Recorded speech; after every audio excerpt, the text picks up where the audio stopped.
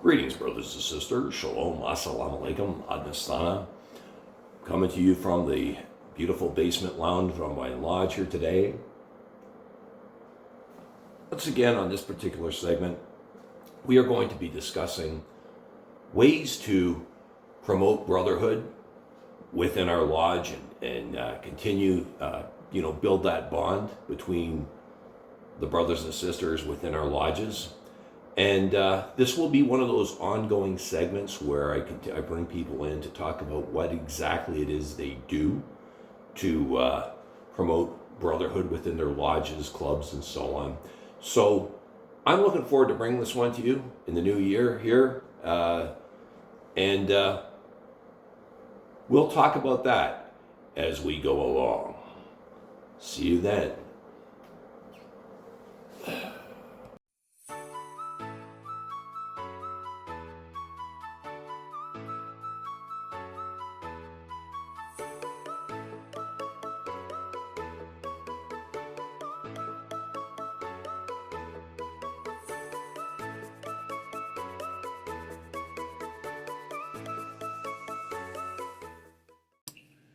Now, I'm sure we all remember David Sheard. He's the secretary of the Peninsula Lodge 128 Independent Order of Oddfellows. He's also the elective secretary of the Northern Star 715 Grand United Order of Oddfellows Lodge. And he's also the Kremlin Baku of the Noble Order of Muscovites. Let's see what he has to say about keeping the fraternal aspect of fraternalism alive within our lodges. Peninsula Oddfellows really believes that healthy relationships are not one-sided. You know, I've heard many times, don't join a lodge for what the lodge can do for you. Join a lodge for what you can do for the lodge. And that is great. But at a certain point, lodges need to do things for the members too. Otherwise, they're just taking advantage of the members.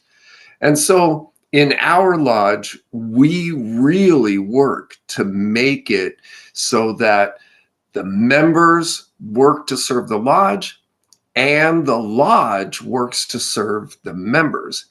And in all of that, the overriding goal is to serve the community. So in our lodge, the members volunteer their time and energy and their skills to helping the lodge. And in return, our lodge gives the members free use of our building. And that can be to run community classes and events. But also our members are able to use our lodge building for free for private things like birthday parties and anniversaries. But in terms of the classes, that has just been really revolutionary for our lodge. So our lodge has many different classes, martial art classes, dance classes. We have 3 theater companies in our lodge. And all of these are member-run classes and productions. And they all use the lodge for free. And they all do these things for the community. So they're bringing in the community. Our lodge is actually open 7 days a week. And every single day we have activities that are bringing in members of the community. We get hundreds of neighbors coming into our lodge every week. And in addition to them coming in and taking classes, etc., we also have a museum, and the museum's open 5 days a week.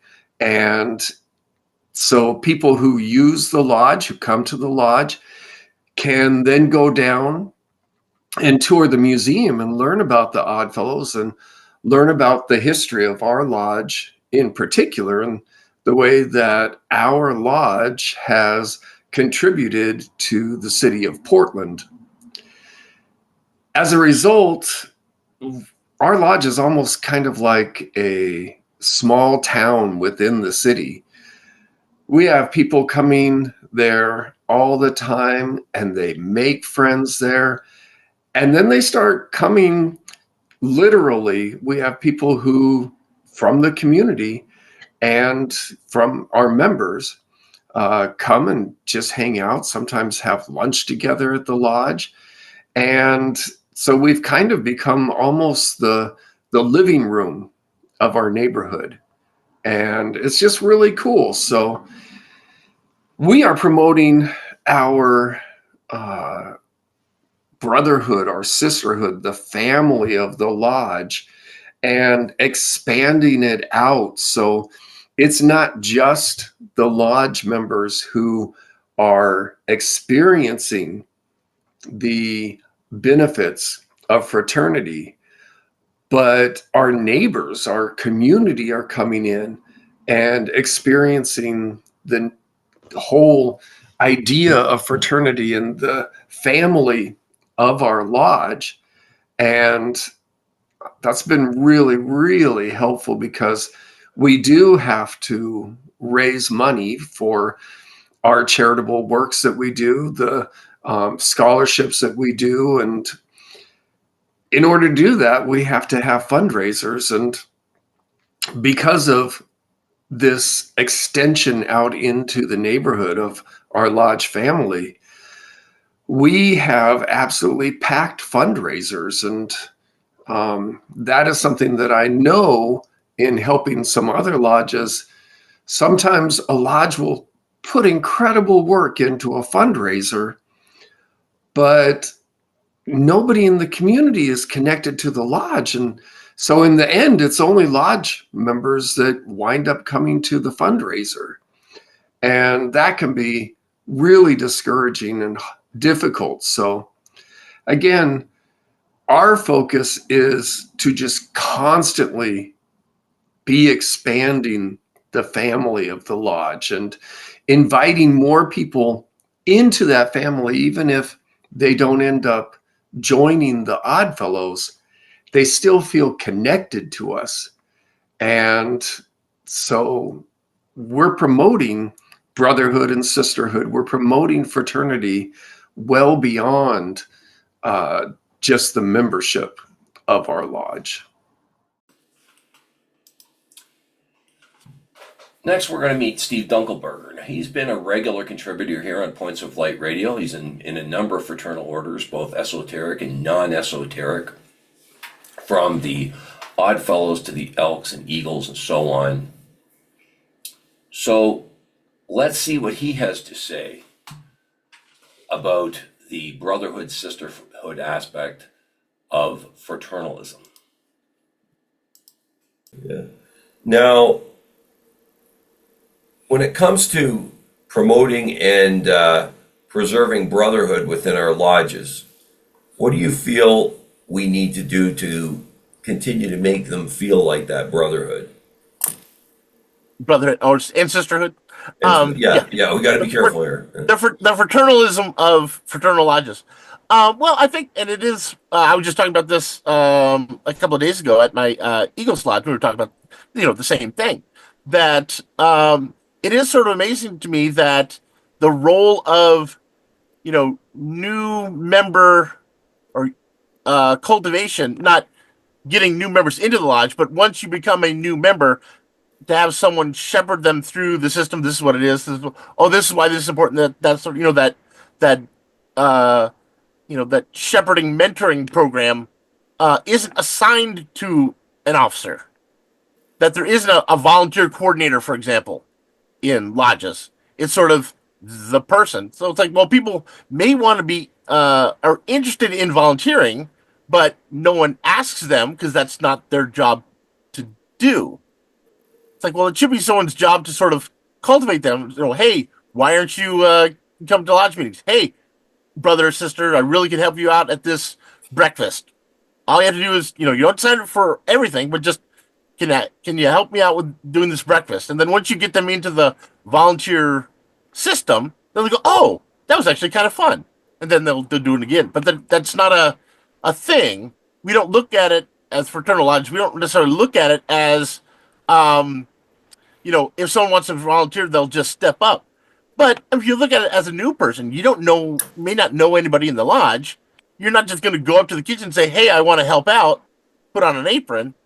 There's a sort of a, well, what do you need? I don't want to step on anybody's toes. There's already a kitchen crew available.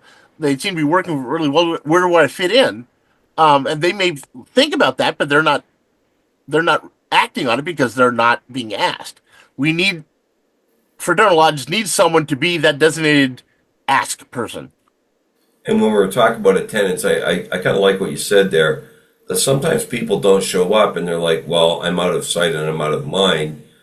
Maybe it shouldn't be that. Maybe there should be someone who does call on them and said, even just a quick text, missed you at lodge for the last while, is everything okay? Might help, right? Yeah. Well, we have two things. There's the accountability buddy sort of thing. That, hey, missed you at the lodge, or the Damien that each random members are paired with other members for a certain amount of time, and they're like, hey, missed you at the lodge. Just checking in once a week, seeing what's going on, because we build that fraternalism outside of lodge meetings. That's not where the friendships are built. It's checking in once a week. How you doing? Going out for coffee, going out for brunch, going golfing, whatever they do, and just keeping in contact with people outside of a lodge meeting, which is designated for business and ritual stuff. So, and that's not really built into the Fraternal Lodge job system.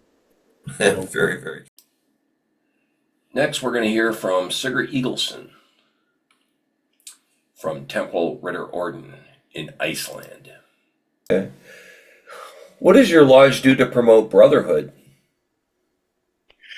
We try to meet outside of lodge also. There are some scheduled meetings over the winter time and in the summer where we try to schedule some meetings. And also just we after the meetings in a communal meal we just become friendly and we meet outside lodge also. Have a cup of coffee or something afterwards. It's kind of nice. Yeah, it's very good. Get to know each other better. Now, I'm sure we all remember Jean Mucci. She's the supreme president of the Columbiettes. She was here last March with some of her sisters. Let's see how they keep the sisterhood alive and active within the Columbiettes. Okay, now, what do you do to promote, shall we say, the sisterhood aspect of the Columbiettes?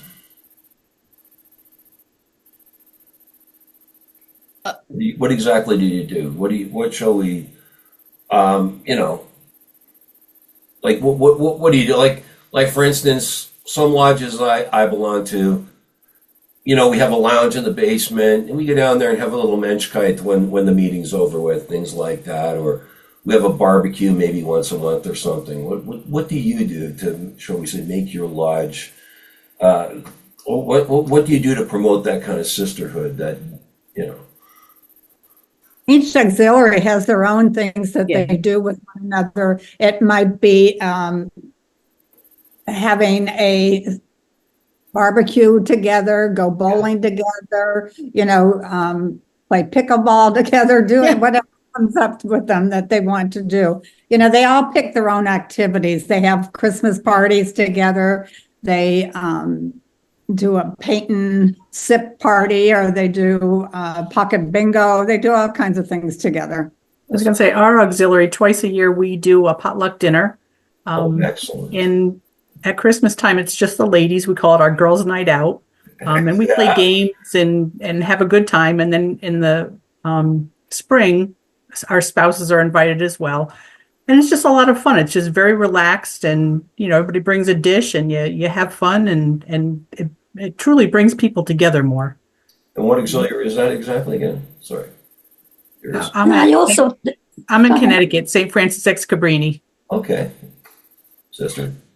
And I think also at our meetings, we have our meetings, but after the meeting, we have a social hour. We have coffee, we have cake, We sit down, we talk about what's going on, not just what's going on in the Columbias, but in our families.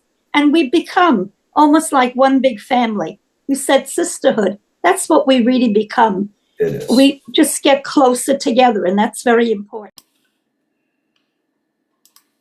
Let's go talk to Casey Pemberton. He's the Grand Chancellor of the Domain of Missouri and Kansas with the Knights of Pythias. He's also the Chancellor Commander of the Monto Lodge number 466 and Vice President of the 4th District of the Knights of Pythias. I want to have this guy back, but let's see what he has to say about keeping the fraternal aspect alive in his lodge. So now, what does your lodge, your KOP lodge, do to promote brotherhood, sisterhood, and unity among the? So we're planning on having a lodge shoot. One of our lodge members owns a gun shop.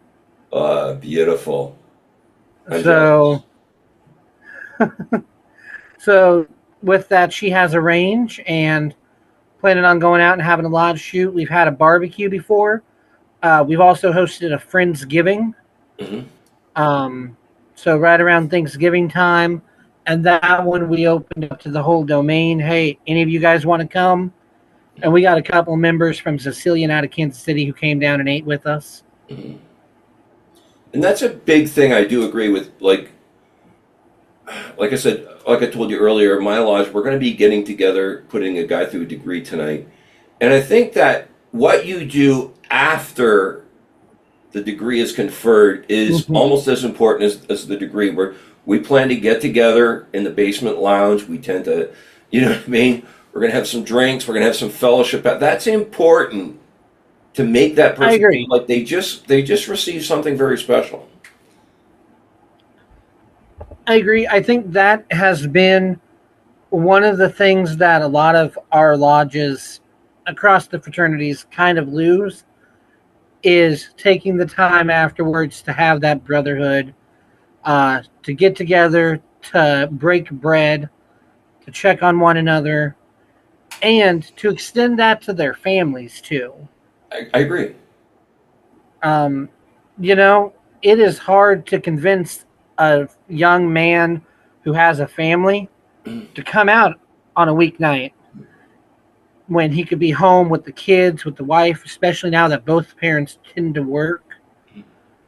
And I think if you say, hey, bring your wife and kids. We'd like to have you.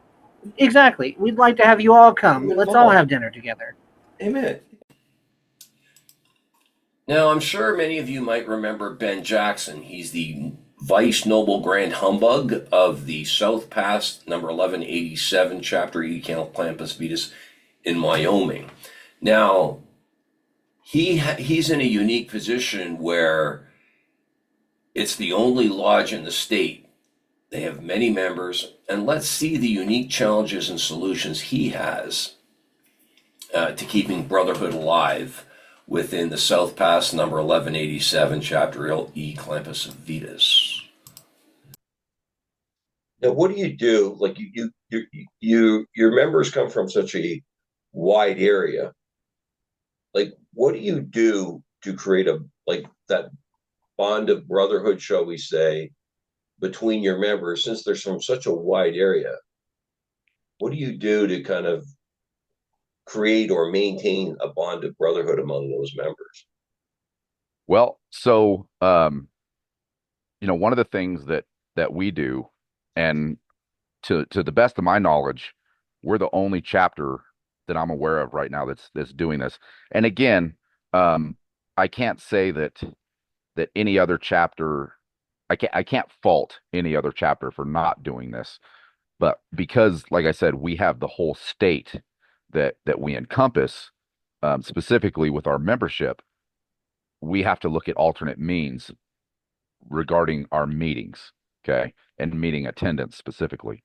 So one of the things that we have opened up and that we've been doing for quite some time with our meetings is we have our members are able to do video attendance, and also they can call in for our meetings. Okay, so our meetings are the second Monday of every month, and they're down in Lander, Wyoming.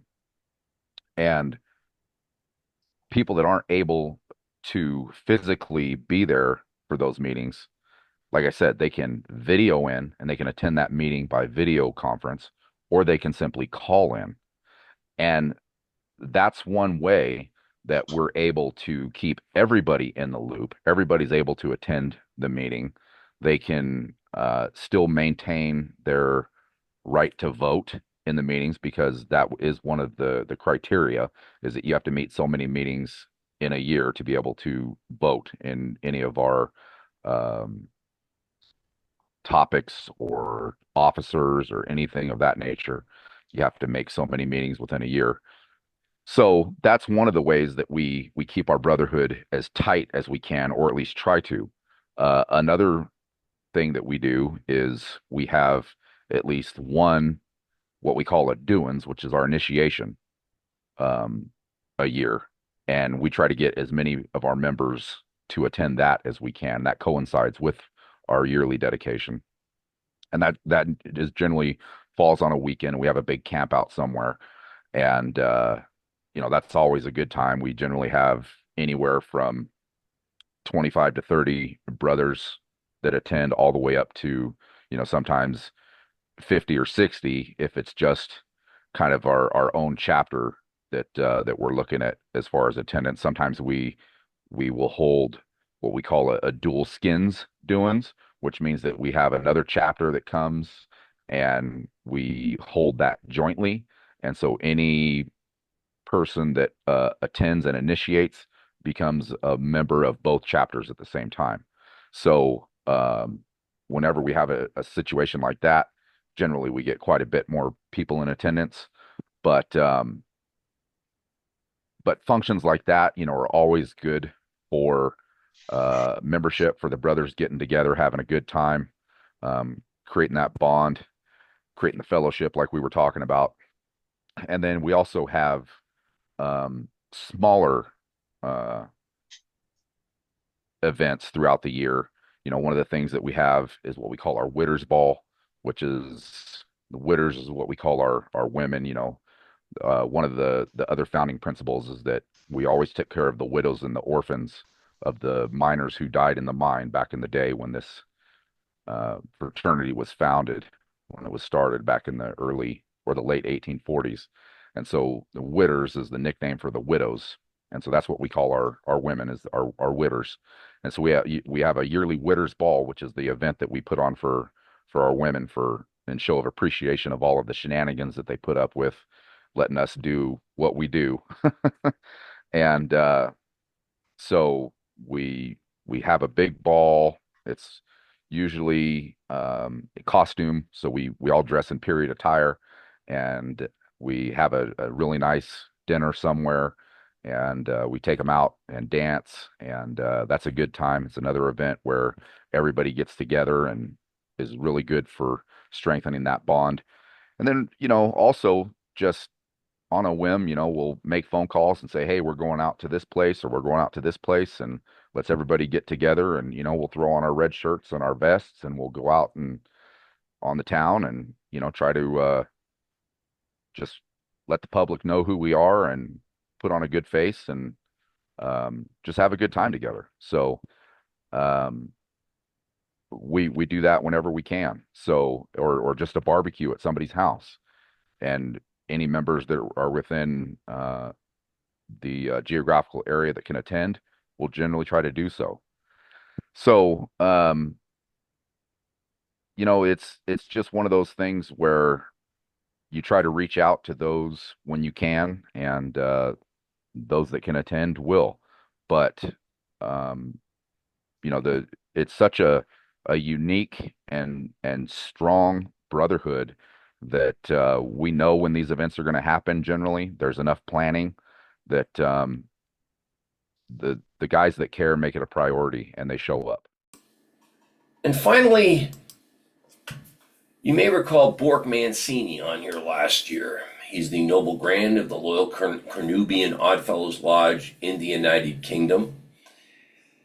They had some really unique ways they kept the fraternal aspect and brotherhood, sisterhood alive within their lodge. Let's go see what that was. And Stan, it's introduced me to the very best friends I could ever have. There are people that really can rely on each other, and many of them have relied on me. And that if ever you're in need, or I certainly have found this to the case, that if I'm ever in need, all I need to do is pick up the phone and ring a member, ring a brother or sister, and they are there for you in one way or another. I mean, it's my privilege. It is my privilege to serve my district, not only as Noble Grand of one of the lodges and as Provincial Deputy Grand Master, but I'm also a welfare visitor in the district.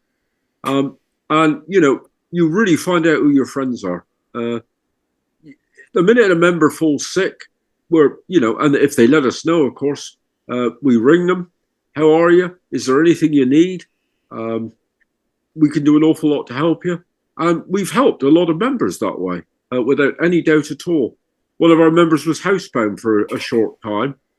We made sure that member had their grocery shopping, their food shop taken into them. We paid for their home care as they recovered. We visited them every few days, had a cup of coffee with them, took them, the member said, I'm bored, I could do with something to read. We arranged for books for them to read. It was an older member. They read rather than use the internet. So, and it's really that sort of organization. So I find that the Oddfellows really does stick to its age-old and well-proven motto of friendship, love, and truth. Yes, we are straight with each other. We don't, tell lies. We are very truthful with each other. But everything that we do is done in a spirit of friendship. And I certainly find that to be the case. And I've made some wonderful friends. Wonderful, wonderful friends. And a few weeks ago, it was my privilege. I was invited to attend a lodge maybe 400 miles away. And Stan, I was hosted and looked after and treated like a member of the royal family, and it was absolutely wonderful. It happened to be that lodge was happening to celebrate a special award to one of its members, the Meritorious Service Jewel, which is an international Oddfellows award.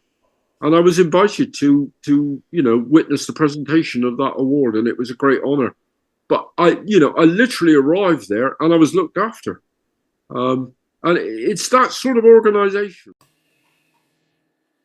So we've covered a lot of ground here, brothers and sisters, but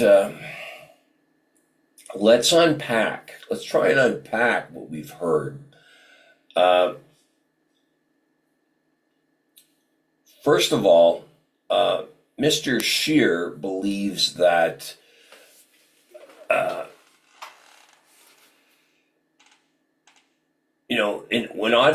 when you're in his Oddfellows Lodge, it's a two-way street. Members get free use of the lodge building for family functions, etc. And the lodge has classes in martial arts run by members of the lodge, and it's free for members of the lodge, I might add. And the lodge is pretty much open 7 days a week. I like that, right? So there's always something happening. It's an extension of your home. I love that, right? My lodge has a similar arrangement. Unless the lodge is being rented out to outside guests, we can pretty much go there anytime and let ourselves in, right? Mr. Dunkelberg believes that, and he's in a number of different fraternal lodges, but he's been involved for quite some time now in fraternalism, and he believes that mentorship is important, and I do agree.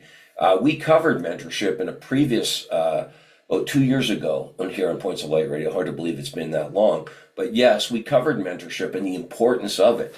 Right,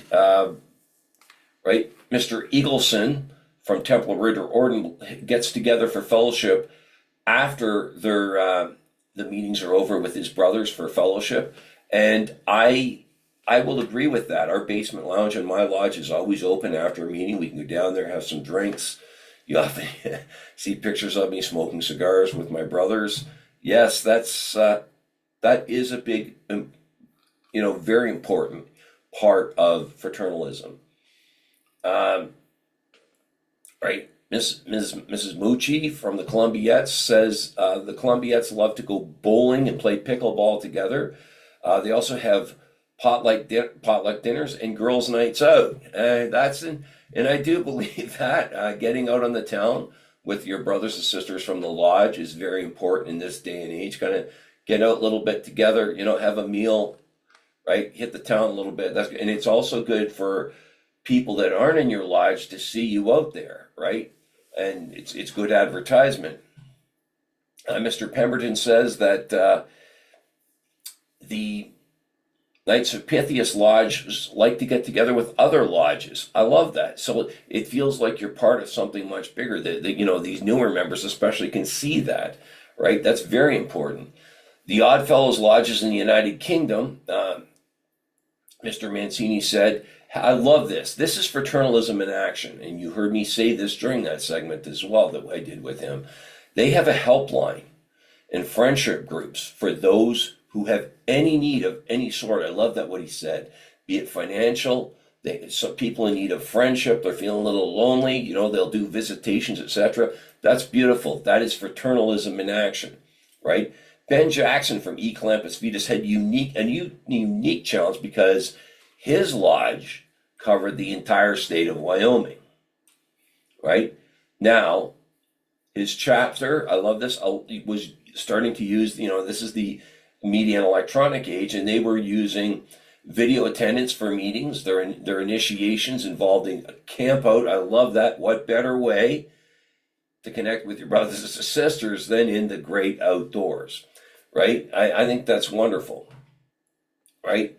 But what do you do in your lodge to promote the brotherhood, sisterhood aspect of it, right? And to maintain the, shall we say, the fraternalism within your lodge, right? I want to hear from you, right? Now, John 13:35 says, by this shall all men know that ye are my disciples, if ye have love one for another, right?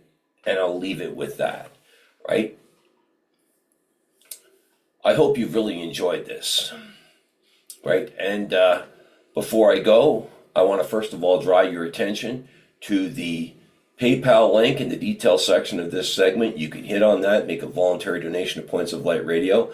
Points of Light Radio is not sponsor driven. You can use that to move the podcast, to help me move the podcast forward, right? And this podcast is also available on YouTube and Spreaker. Please share, like, and subscribe when viewing Points of Light Radio on YouTube. I also welcome your comments and input on this one in the comments. Make sure you put some comments on how your lodge or your organization keeps the fraternalism within your lodge. My Facebook handle, my Facebook link is at facebook.com/Points of Light Radio. My Twitter handle is at PO Light Radio. My Bluesky handle is at polightradio.bsky.social. You can also see the link to my Spotify channel as well as my Points of Light Radio store. Brothers and sisters, let's keep the brotherhood within our lodges. And until we meet again, just step into the light.